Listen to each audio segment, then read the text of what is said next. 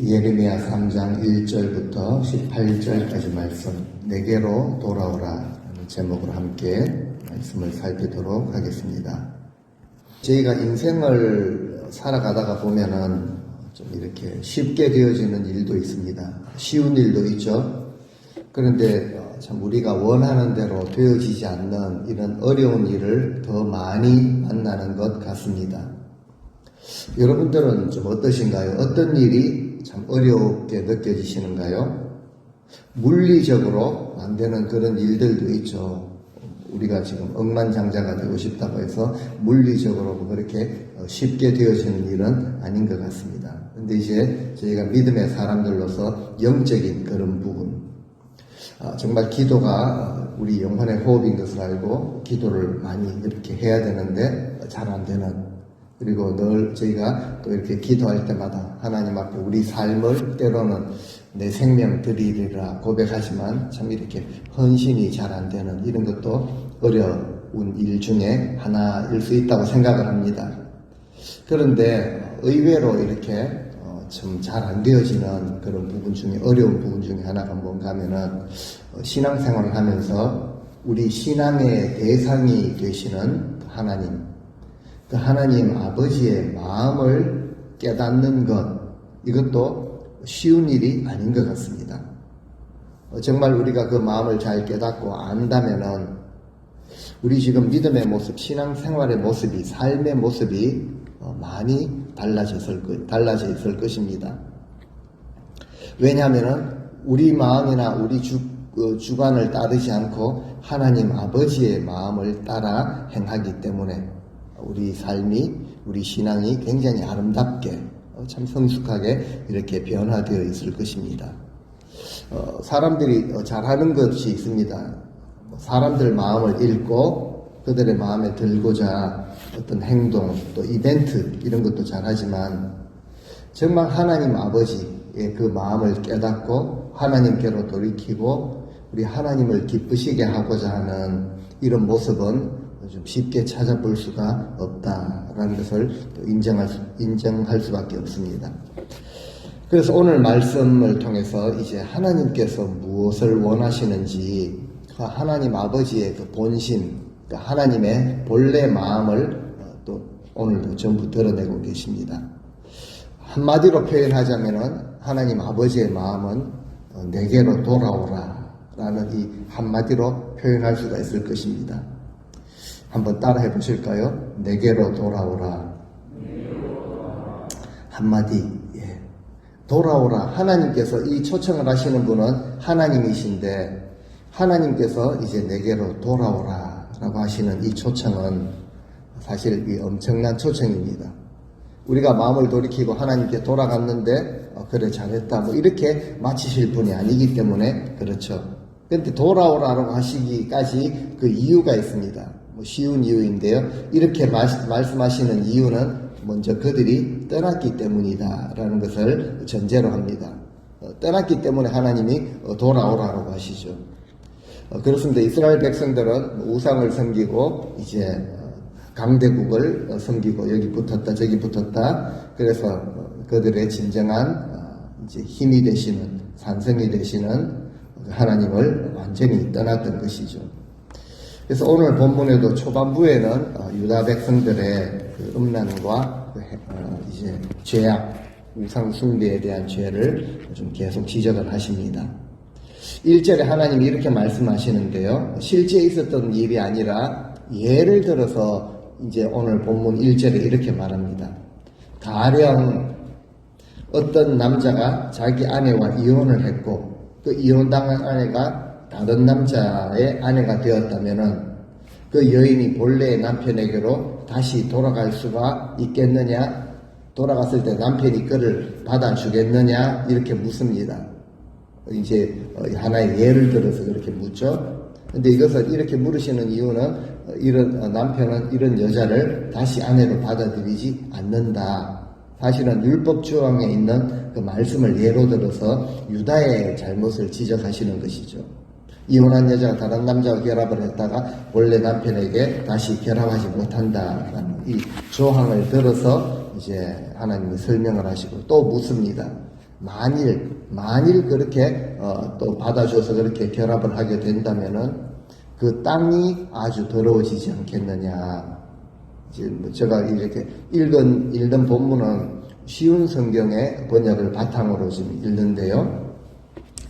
만일 그렇게 한다면 땅이 아주 더러워지지 않겠느냐. 그런데 너는, 그 유다 백성들을 향해서, 그런데 너는 나를 떠나 수많은 남자들과 장녀처럼 놀아나지 않았느냐. 그러고도 어찌 나에게 다시 돌아오려고 하느냐라고 오늘도 좀 이렇게 좀 심한 그런 표현을 그렇게 하십니다. 근데 이런 이야기를 하시는 이유가 그 백성들을 향해서 이제 행음하고도 나에게로 돌아오려느냐라고 하는 말씀하시죠. 그 행음, 가능이라는 표현이 참 거북하지만 자주 나옵니다. 물론 뭐 개인적으로 남녀 관계에 있어서 뭐 이런 부정적인 이것도 나타내지만 성경에서 특별히 구약 성경에서 이런 단어를 쓸 때는요. 그 하나님과 언약을 맺었던 그 하나님의 친백성들이 하나님을 버리고 우상을 섬기는 그 언약에 신실하지 못하고 이렇게 하는 행위를 음행 또 간음이라고 표현을 하죠. 다른 나라들의 힘을 의지하거나 우상을 섬기거나 이런 것을 가지고 말합니다. 그렇게 행음하고도 내게로 돌아오려느냐라고 하시는 하나님의 마음에는요. 나 말고 다른 것들을 이런저런 다른 것들을 의지해봤고 해결이 안 되니까 그제서야 주님 우리를 도와주십시오 라고 버릇처럼 하나님을 찾는 이런 인간의 좀 우리 인생의 어리석은 모습을 드러내는 것이죠. 삶으로는 하나님을 부정합니다. 위기를 당하면은 우리는 언약 백성인데 하나님 앞에 나와서 하나님을 찾는 이런 좀 어리석음을 드러내는 것이죠. 그래서 하나님 이런 모습을 아시기 때문에 이런 비유를 통해서 이제 말씀을 하십니다. 그러면서 2절에도 뭐라고 하시는가 하면은 네가 눈을 들어서 한번 산들을 한번 살펴보아라. 그 산들이 많았겠죠. 그 많은 산들 중에 네가 사내들과 뒹굴며 더럽히지 않은 산이 어디 있느냐라고 쉬운 성경에 이렇게 기록을 하고 있습니다. 이것도 역시 우상 숭배죠. 백성들이 산마다 골짜기마다 우상을 숭배하는 산당을 세워놓았습니다. 높은 곳에 있었죠. 사람들이 모일 만한 곳에. 우상 숭배하지 않는 곳이 지금 어디 있느냐. 또 이 땅을 더럽혔다. 또 비유를 어떻게 드시냐 하면요. 너는 길거리에 앉아서 사내들을 기다리다가 이걸 하나의 또 비유를 드시죠. 마치 아라비아 강도들이 사막에 몰래 숨어 있다가 지나가는 여행자들을 닥치는 대로 덮치듯이 너는 그렇게 숱한 음란한 짓과 또 온갖 악행으로 이 땅을 온통 더럽혀 놓았구나. 좀 이렇게 그 백성들을요, 좀 사내를 기다리는 장녀로 또 비유를 또 이렇게 하십니다. 그래서 이 거룩한 땅, 이 공동체를 더럽혀 놓았다. 자꾸 이 땅을 더럽혀 놓았다라고 하시는 하나님의 마음에 그 공동체, 믿음의 공동체가 참 거룩하기를 원하시는 그 마음, 거기에 비해서 그 백성들의 죄악을 또 이렇게 말씀을 하실 수밖에 없으셨다. 그래서 그 결과가 3절에 보니까요, 이 백성들의 이 악한 행위로 인해서 이제 그 역시 땅에 대한 처벌입니다. 단비와 늦은 비를 그치게 하셨다. 꼭 필요한 비를 내리지 않으니까 땅이 이제 가뭄이 들고 황폐해졌다라는 것이죠. 우상숭배로 인해 하나님의 심판은 항상 이제 땅의 황폐함으로 이어지는 이런 모습이 있습니다. 그래서 참 이렇게 창녀의 낯을 가졌다. 두껍고 뻔뻔스러운 수치를 모르는 이런 모습이다. 그 백성들을 향해서 이제 우리가 캐치해야 되는 것은요, 하나님이 이렇게 표현하실 수밖에 없는 그 마음을 우리는 깨달아야 하는 거죠. 그래서 제가 처음에 설교를 시작하면서 참 세상에 어려운 물리적으로는 안 되는 것이 있지만 영적으로도 참 힘든 것 중에 하나가 이런 말씀을 들으면 이렇게 심한 표현을 이런 마음보다는요 하나님이 왜 이렇게까지 말씀을 하셔야 했는가 그 마음을 우리가 캐치하는 이것이죠. 그러다가 이제 가뭄이 오면 백성들은 항상 이제 하나님께 부르짖죠. 하나님 뭐라고 하십니까? 4절에 보니까 이렇게 말합니다. 그러면서도 너는 지금 나를 향해서 나의 아버지여. 하나님은 나의 어릴 적부터 오랜 보호자, 인도자이십니다. 너희가 표현은 이렇게 하는구나. 믿음적으로 이제 표현은 그렇게 한다. 이런 모습을 떠올리게 하면서 5절에 또 이렇게 말하죠. 노여움을 한없이 계속 하시겠으며 끝까지 그 노를 품으시겠습니까? 하지 아니하겠느냐? 보라. 네가 이같이 말하여도 악을 행하고 네 욕심을 계속 이루어 갔느니라. 백성들은 어찌해서 하나님 늘 이렇게 꾸중만 하십니까? 화만 내십니까? 우리를 영 버리시겠나이까? 그렇게 항의를 한다는 거죠. 이것이 어떤 태도냐 하면은 죄와 행음과 또 이렇게 탐욕에 인이 박힌 찌든 그런 인생의 태도가 이렇다라는 것을 하나님이 드러내시는 것입니다. 하나님의 마음은 뭘까요? 땅이 황폐해지는 항상 하나님의 징계의 결과로 땅이 황폐해지는 이런 일을 당하게 되면은 정말 회개하고 하나님께 돌이켜야 하는데 나의 아버지여 계속 이렇게 화만 내시겠습니까? 노여워하겠습니까? 그러면서 삶을 보니까 삶은 여전히 악을 행하는구나. 그래 하나님 이런 말씀을 하시죠. 자 그러면서 6절에 보면은 좀 기가 막힌 말씀을 또 하십니다. 요시야 왕 때에 말씀을 하시죠. 이미 북이스라엘은 아수르에 의해서 주전 722년에 멸망을 당했죠. 그 이스라엘을 예를 드시는 것입니다. 유다를 향해서 너가 지금 이스라엘의 배역한 모습을 봤느냐? 어떤 모습이었냐? 높은 산에 올랐고 푸른 나무 아래에서 행음하였다. 거기서 이제 우상에게 절하고 자기들의 복을 빌었다라는 거죠. 하나님은 백성들이 이런 일을 행하였음에도 이제 하나님은 그 백성들을 향해서 어떤 기대를 가지고 계시는가? 6절에는 참 기가 막힌 그런 표현이지만 7절에는 또 사실 굉장히 놀라운 우리가 하나님의 마음을 정말 깨달을 수만 있다면 놀라운 말씀입니다. 그래도 나는 유다가 결국엔 우상을 섬기고 음란한 일을 행한 후에 깨닫고 나에게로 돌아올 것이라고 기대하였지만 이것이 하나님의 마음이죠. 이제 남은 유다 백성들은 깨닫고 내게로 돌아오리라 하였으나 이 마음을 하나님은 계속 가지고 계셨다라는 것이죠. 그런데 또 안타깝게도 끝끝내 돌아오지 않았다. 이스라엘의 자매인 유다는 그 언니 이스라엘의 이 같은 타락한 행실을 다 지켜보았지 않느냐. 참 놀랍습니다. 이런 상황 가운데서도 우리 하나님의 마음은 그 백성들이 돌아오기를 기대하신 것이죠. 떠났다라는 것 전제로 하는데 돌아오라는 것은 이미 멀리 떠난 자들이 돌아오기를 바라는 것이 하나님의 간절한 마음입니다. 죄가 있지만 배역하였지만 하나님의 표현대로 음행 간음을 하였지만 돌아오기를 바라는 마음. 우리가 사실 죄 없는 인생은 없습니다. 저를 포함해서 다 죄를 범하는 그런 인생들이죠. 우리가 죄가 없다고 하면은 거짓말하는 자라고 요한서에도 말을 합니다. 우리가 만약 죄가 없다면은 저는 뭐 거룩하게 좀 사는 편이고 죄가 적습니다 라고 생각을 한다면은 하나님의 그 은혜의 풍성함을 우리는 모를 것입니다. 우리 죄가 크기에 저의 죄가 크기에 우리가 오늘도 하나님 앞에 나올 때마다 우리의 죄를 고백하고 우리가 전심으로 회개할 때 하나님은 용납하시고 받아주시는 자비로우시고 은혜로우신 분이라는 것. 정말 우리의 그 고백이 헛것이 아니라 그 크신 하나님의 사랑, 말로 다 표현할 수 없는 사랑입니다라는 것을 실제로 깨닫게 되는 것이죠. 그래서 바울이 그렇게 고백을 했습니다. 내가 죄인 중에 괴수라고 고백을 했는데요. 깨닫고 나서 그렇게 고백하죠. 죄가 더한 곳에 은혜가 더욱 넘쳤다라는 이런 고백을 합니다. 은혜가 넘치니까 마음대로 죄를 그냥 범해도 된다라는 이런 이야기가 절대 아니라 내가 하나님의 뜻에서 어긋난 하나님의 법도에서 벗어난 자리에 있었는데 그때 진정으로 우리가 돌이킬 때 이거 조건이죠. 하나님 앞에 마음을 우리가 돌이킬 때 우리 하나님은 있는 그대로 품어주시고 받아주시는 그 은혜가 그만큼 우리에게 크게 다가온다라는 거죠.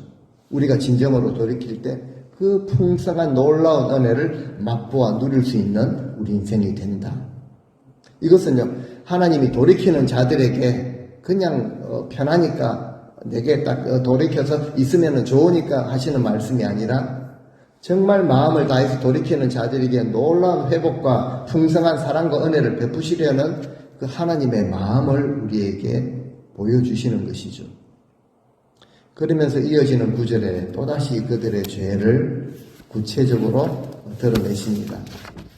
근데 이제 8절에서 10절까지 말씀 역시 그 사랑하는 백성들 진멸하기 위한 말씀이 아니라 그냥 꾸중만 하고 야단만 치시기 위해 사시는 말씀이 아니라 결국 또 하나님의 그 진심을 드러내는 그런 말씀들입니다. 그 8절, 9절, 10절 말씀을 우리가 정말 하나님은 어떤 마음을 가지고 계시는지 정말 이 어려운 일이긴 하지만요. 정말 하나님이 어떤 마음을 가지고 하시는 말씀인지를 깨닫고자 하는 마음으로 읽어야 하는 것이죠. 쉬운 성경에 나와 있는 것으로 제가 읽어드리겠습니다. 눈으로 말씀을 읽으시면서 한번 들어보시면 좋겠습니다. 나는 신실치 못한 이스라엘이 그처럼 이방 우상들과 간음을 행하였으므로 그녀에게 이혼 정서를 써주고 멀리 쫓아버렸다. 이스라엘의 자매인 유다는 언니 이스라엘이 그처럼 비참하게 쫓겨나는 꼴을 보고서도 조금도 두려운 줄 모르고 도리어 자기도 이방 우상에게로 가서 똑같이 음란한 짓을 행하였다. 9절.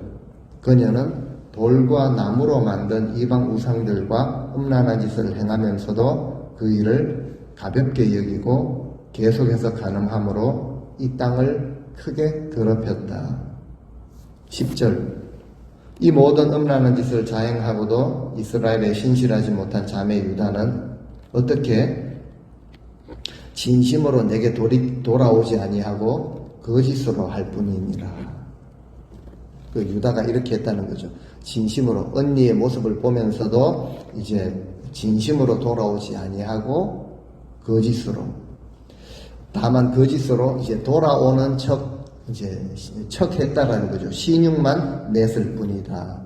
이것은 누구의 다른 사람의 말이 아니라 여호와의 말씀이다 라고 이렇게 말씀을 하십니다. 하나님이 선지자를 보내셔서 이런 죄를 지적하시면서 그래도 나에게로 돌아오라 라고 했는데 그들은 절대 안 돌아왔다. 그 유다가 언니 이스라엘 이미 그 망하는 것을 봤으면 우리도 이거 조심해야 되는구나, 저렇게 살아서는 안 되는구나 교훈을 얻었어야 했는데 그들 역시 전심으로 돌이키지 않았다. 오히려 가서 이제 우상 숭배를 했다. 그래서 역시 그 땅 하나님의 거룩한 그 백성 공동체를 좀 크게 더럽혔다라고 말씀을 하십니다.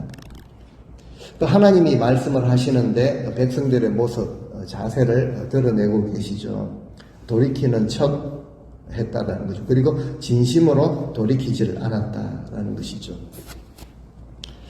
그래서 제가 이 10절 말씀을 이제 묵상하면서 좀 기도하다가 우리의 그 돌이키는 그 시간을 한번 생각해 보게 되었습니다. 결단이죠. 결단 기도에 대해서 한번 잠깐 생각을 해 보게 되었습니다. 우리도 역시 주일 예배 드릴 때마다 말씀을 맺으면서 제가 결단 기도를 요청합니다.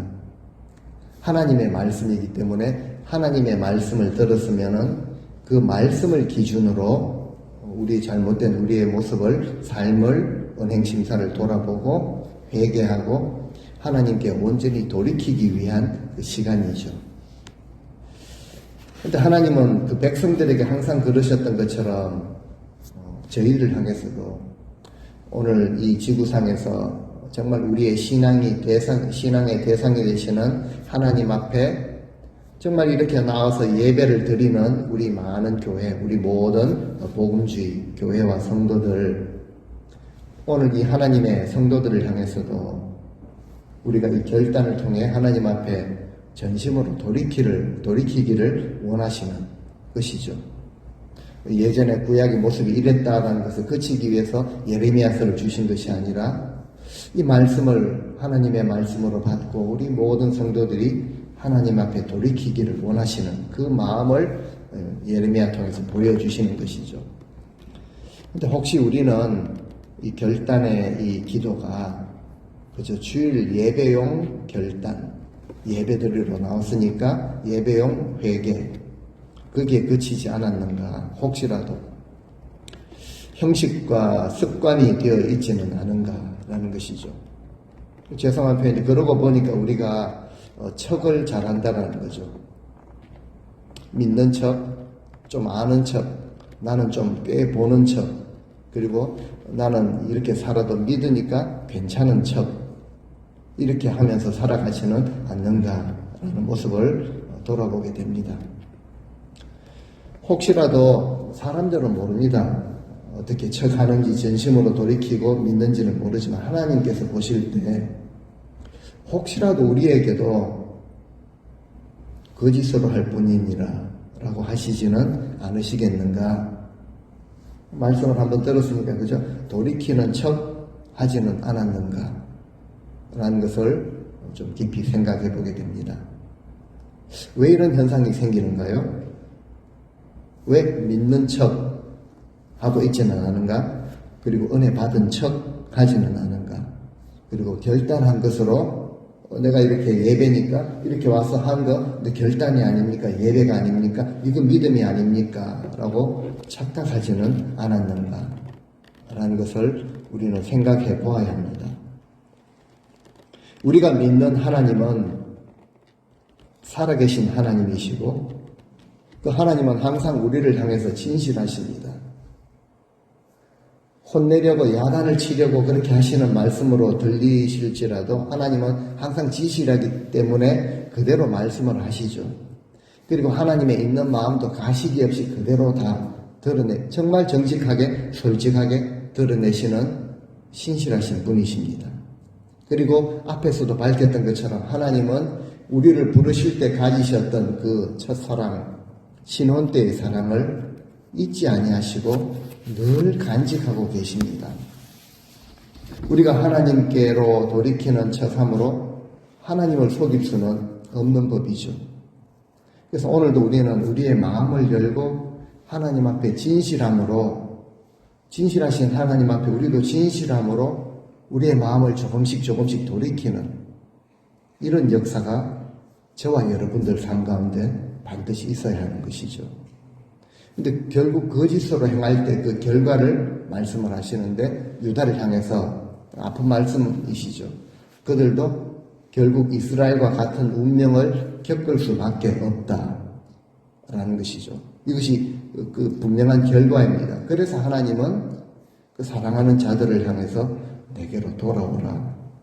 제발 너희 마음을 나에게로 좀 돌이키라 라는 말씀을 계속 하시는 것이죠. 그래서 우리의 신앙생활이라는 것은 우리의 마음을 전심으로 하나님 앞에 돌이키는 것이라 라고 말할 수가 있겠습니다. 그럼에도 이제 돌이키지 않는 이 이스라엘과 유다, 이 두 나라를 하나님이 어떻게 보면은 비교를 하시면서 이런 말씀을 하십니다. 11절 말씀에 신실하지 못하기는 지금 이스라엘이나 유다나 매 한 가지지만 똑같지만 그래도 따져보자면은 유다보다는 도리어 이스라엘이 조금 더 의롭다. 그래도 조금 더 낫다라고 이렇게 말씀을 하십니다. 근데 이렇게 말씀하시는 근거가 뭘까요? 하나님이 어떤 객관적인 평가 기준이 있어가지고 이 평가를 여러 가지 항목들을 한번 조사를 해보고 여러 항목에 걸쳐서 비교를 한번 해보니까 북이스라엘 점수가 조금 더 높게 나왔다. 그래서 북이스라엘이 조금 더 의롭다 라고 말씀하신 것이 아닌지요. 북이스라엘은 지금 이미 멸망을 했습니다. 그 이미 망해버린 북이스라엘을 예로 들어서 이제 우리는 아직 괜찮아? 우리는 아직은 망하지 않았어 라고 버팅기면서 여전히 배역의 길로 행하는 유다의 죄가 그 악함이 더 심하다라는 것을 강조하시기 위해서 그래도 이미 망해버린 이스라엘이 조금 더 낫다라는 이런 표현을 하신 것이죠. 그리고 이제 이런 말씀을 하십니다. 12절 말씀 우리 다 같이 한번 읽어보시겠습니다. 너는 가서 북을 향하여 이 말을 선포하여 이르라. 여호와께서 이르시되 배역한 이스라엘아 돌아오라. 나의 노한 얼굴을 너희에게로 향하지 아니하니라. 나는 긍휼이 있는 자라. 너를 한없이 품지 아니하느니라. 여호와의 말씀이니라. 하나님은 신실하신 분이고 솔직하신 분이십니다. 하나님의 마음을 보여주시죠. 너는 이스라엘 백성들 포로로 잡혀간 채 북쪽을 향해서 이 말을 선포하라. 주께서 말씀하셨다. 이스라엘아 내게로 돌아오라. 내가 더 이상 환한 얼굴로 너희를 대하지 않겠다. 그리고 말씀하시죠. 나는 긍휼이 있는 자다. 자비가 풍성한 하나님이니 내가 더 이상 계속해서 너희에게 한없이 너를 품지 않겠다. 화를 내지 않을 것이다. 기가 막힌 사랑 아닙니까? 더 이상 노한 얼굴로 너희에게 향하지 않겠다. 나는 긍휼이 있는 자다. 하나님 실제로 긍휼이 풍성하신 분이시죠. 너를 한없이 품지 않겠다라고 하십니다. 배역하고 타락하고 음란한 그 백성들을 벌하시죠. 벌하시지만 벌하고 나서 하나님의 마음이 이만큼 아프시다라는 것이죠. 긍휼, 그 헤세드의 사랑을 어머니의 그 자궁의 어원이 근거를 하고 있습니다. 어머니가 생명을 품고 모든 것을 쏟아내는 그 사랑으로 하나님은 그 백성들을 정말로 긍휼히 불쌍히 여기신 것이죠. 그리고 하나님이 정말 원하는 것이 무엇인지를 우리에게 알려주십니다. 솔직하게 말씀하시고 너희가 내게로 돌아와야 한다. 이스라엘아, 배역한 이스라엘아, 배역하였을지라도 내게로 돌아오라. 그러면서 하나님이 정말 원하시는 것이 무언가? 신앙생활하면서 제가 설교 서두에 정말 어려운 것이 있다. 의외로 잘 안 되는 것이 있다. 하나님의 마음을 깨닫는 것이다. 하나님의 마음을 보여주시죠. 12절에서 보여주셨는데 13절에 보여주십니다. 13절 같이 읽겠습니다. 너는 오직 내 죄를 자복하라. 이는 내 하나님 여호와를 배반하고 내 길로 달려 이방인들에게로 나아가 모든 푸른 나무 아래에 가서 내 목소리를 듣지 아니하였으니라. 여호와의 말씀이니라. 믿는 척 하는 자들은 또 회개하라는 말씀만 하시네 라고 하실지 모르겠습니다. 하나님은 그들이 어떻게 하나님 앞으로 돌아갈 수 있는지 그 방법을 알려주시는 것이죠. 어떻게 돌아갑니까? 오직 다만 너는 네 죄를 깨닫고 그것을 알고 있는 모든 것을 아는 나 앞에서는 그것을 인정하라. 그 죄를 진심으로 자복해 보라라는 거죠. 보라, 네가 네 주 하나님을 거역하고 네 탐욕, 욕심을 쫓아서 모든 푸른 나무 아래에서 이방 신들에게 절하며 도무지 내 말을 듣지 않았다 라고 마음을 여시면서 또 우리에게 돌이키는 방법을 말씀해 주시죠. 이것이 하나님의 방법입니다. 그래서 그 사랑의 사도가 일컬어지는 요한이 요한일서 1장 9절에 이런 표현을 하죠. 한번 읽어보실까요? 만일 우리가 우리 죄를 자백하면 그는 미쁘시고 의로우사 우리 죄를 사하시며 우리를 모든 불의에서 깨끗하게 하실 것이요. 아멘. 단순한 진리를 말씀하십니다. 만일 우리가 우리 죄를 자백하면 어떻게 하신다고요? 우리 죄를 사하실 것이라 라고 말씀을 하십니다. 엄청난 사죄의 그런 은혜죠. 근데 조건이 있죠. 만일 우리가 우리 죄를 자백하면. 근데 이것을 우리가 너무 많이 들어왔고 또 한다고 생각하고 또 혹시라도 하는 척 하고 있다면은 이 사죄의 은총을 별 가치 없는 것으로 여기는 것이죠. 전심으로 회개하지 못하는 것이고 전심으로 하나님 앞에 돌이키지 못하는 것이죠. 전심으로 하나님의 진정한 은혜와 복을 누리지 못하는 것이죠. 오히려 그 땅을 그리고 공동체를 하나님의 백성들을 더럽히는 그 결과가 온다. 계속 말씀을 하시죠. 하나님의 백성들에게 요구되는 것은 한 가지였습니다. 그들의 죄를 자복하는 것이었죠. 죄가 없다면 자복하지 않아도 됩니다. 하지만 우리가 하나님 앞에서 죄를 범하였다면 그 죄는 철저하게 인정을 하고 하나님 앞에 엎드리는 것이죠. 하나님, 제가 푸른 나무 아래에 갔었습니다. 탐욕을 따라 행음을 하였습니다. 여호와 하나님을 나의 하나님으로 좀처럼 인정을 하지 않았습니다. 라는 것을 회개해야 한다는 거죠. 14절에 또 말씀하십니다. 주께서 또 말씀하신다. 믿음 없는 타락한 백성들아 내게로 돌아오라. 내가 바로 너의 남편이다. 이제 내가 너희를 한 성읍마다 한 명씩, 한 족속 가운데 2명씩 뽑아서 시온으로 데려오겠다. 엄청난 표현입니다. 나는 너의 남편이다 라고 말씀을 하십니다. 남편과 아내 그 관계가 어떤 것인지 아는 분들은 하나님이 우리에게 말씀하시죠. 그 정도로 우리를 아내처럼 보시지는 않은데 그냥 표현이 그런 표현인가? 아니죠. 정말 우리를 신부로 여기시기 때문에 나는 너의 남편이다. 남유다 북이스라엘 모든 사람들에게 그래서 나에게 남편에게로 돌아오라.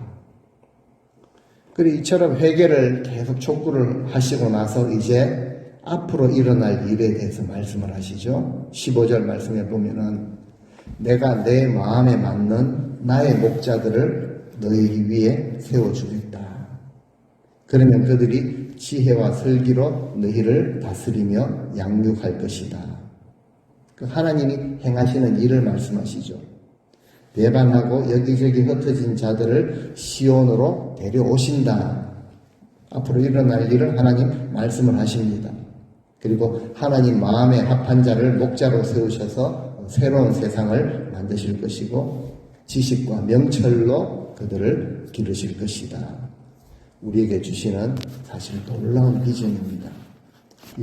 이 말씀 이대로 이루어지기 때문에 놀라운 비전이죠. 16절에도요.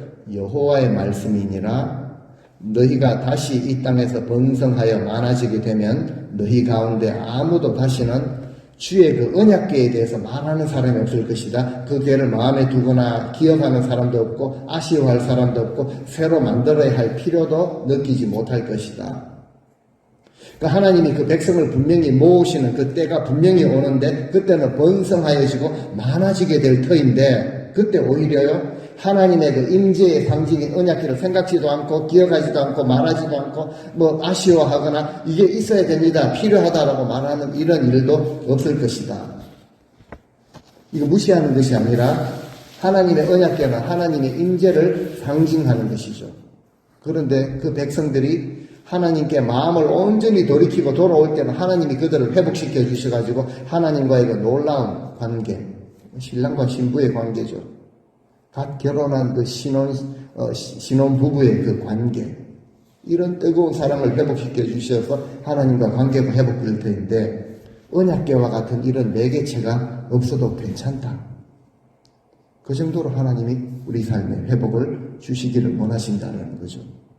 그들 마음속에, 백성들 마음속에 하나님이 직접 말씀을 하십니다. 이처럼 아름다운 때가 오게 될 것이라. 남편과 아내로서의 그 뜨거운 관계가 열리게 될 것이라.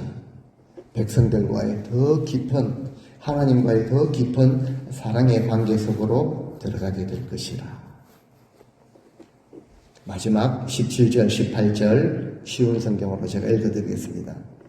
그때가 되면 그들은 예루살렘을 여호와의 보좌라고 부를 것이고 온 세상의 모든 민족들이 주의 이름으로 예루살렘에 모여들 것이다. 그때의 사람들은 더 이상 자기들의 악한 마음에서 나오는 못된 고집대로 살아가지 않게 될 것이다. 마지막 18절에요. 그때가 되면 유다 집이 이스라엘 집과 연합하여 북쪽 땅을 떠나 둘이 손잡고 내가 너희 조상들에게 유산으로 주었던 그 땅으로 돌아올 것이다. 이스라엘의 회복에 대한 말씀이죠. 어제입니다. 어제 이스라엘과 우리 하마스, 그죠? 팔레스타인 지독한 이슬람 근본주의자들이죠. 전쟁이 일어나고 이제 글쎄요, 저는 이 전쟁이 걷잡을 수 없이 커지지 않을까. 하나님이 회복을 허락하시기 전에 모든 지금 영적으로 깨어있는 분들은 이스라엘의 회복에 지금 집중하고 있습니다. 이런 전쟁을 통해서 그 땅을 새롭게 하시고 그 회복이 일어날 때 주님 오실 길이 더 가까워진다는 거죠. 지금 수백 명, 지금 이스라엘이 그냥 가만히 있지는 않을 것 같습니다. 수천 명의 지금 사상자들이 나오는 어마어마한 일들이 지금 일어나고 있습니다. 계속해서 시리아에서도 육군사관학교에 자폭 드론 테러가 일어나가지고 정말 임박한 그런 징조들이 지금 우리 눈앞에 보여주고 있다는 거죠. 그런 가운데 하나님은 이스라엘의 회복을 지금 말씀을 하십니다. 이제 북이스라엘이 망하였고 남유다가 망하기 직전이지만 하나님이 지금 이스라엘 예레미야를 통해서 보여주시는 비전이 무엇입니까? 죄에 대한 마땅한 징계를 당하겠지만 죄를 없는 것으로 괜찮은 것으로 은혜스러운 것으로 척 이렇게 쳐주시는 분이 아니라는 거죠. 징계는 마땅히 당하겠지만 그 뒤에 회복이 놀라운 것이죠. 이 둘 이후로는 둘이 하나가 되어 더 나은 민족을 이루게 될 것이다 라는 놀라운 비전을 보여주십니다. 그리고 하나님은 분명히 회복을 허락하시는 분임을 우리에게 알게 하십니다. 모든 민족이 주의 이름으로 예루살렘으로 모여들 것이다. 그러기 위해서는요, 하나님께 돌아오라. 우리 죄를 전심으로 자복하고 회개하고 하나님께 우리의 마음을 온전히 돌이키면 하나님은 우리 있는 모습 그대로를 받아주시는 분이시다. 우리 주님이 같은 말씀을 하셨죠. 누가복음 15장 탕자의 비유를 통해서 집 나간 탕자를 그렇게 눈이 빠지게 기다리시는, 돌아오기를 기다리시는 아버지의 마음, 그리고 돌이켰을 때 그 신분을 회복시켜 주시는, 명마 옷을 벗기시고 새 옷을 입히시고 헤어진 신발, 새로운 신발을 입히시고 그대로 쥐엄 열매를 먹고 있던, 돼지 쥐엄 열매를 먹고 있는 그 상태로 돌아온 탕자에게 잔치상을 베푸시기를 원하는 그 아버지의 마음, 오늘 말씀이 우리에게 보여주시는 것이죠. 그래서 주님이 그런 말씀을 하셨습니다. 누구든지 목마르거든 내게로 와서 마셔라. 위대한 초청이죠. 누구나 함부로 할 수 없는 그런 초청입니다. 그런데 주님은 우리를 그렇게 초청하십니다. 정말 누구든지 목이 마르다면, 영적으로 갈증을 느낀다면 내게로 와서 한번 마셔봐라. 나를 믿는 자는, 진실로 믿는 자들은 성경에 말한 것과 같이 그 배에서 시원한, 절대 가라지 않는 생수의 강이 흘러나오게 될 것이라. 왜 이런 말씀을 하십니까? 영원히 목마르지 않는 생수를 우리에게 주실 수 있는 분이기 때문에 말씀을 하시죠. 우리 인생의 갈증과 그 목마름, 애타는 문제를, 영적인 그 문제를 해결하실 수 있는 분이시기 때문에 우리에게 주님은 이런 초청을 하십니다. 우리 신앙이, 우리 믿음이 그런 것 같습니다. 처음에 믿음이 비참하다가 어느 순간인가 무슨 이유인가 뚝 떨어질 때가 있죠. 시험에 들 때도 있고요.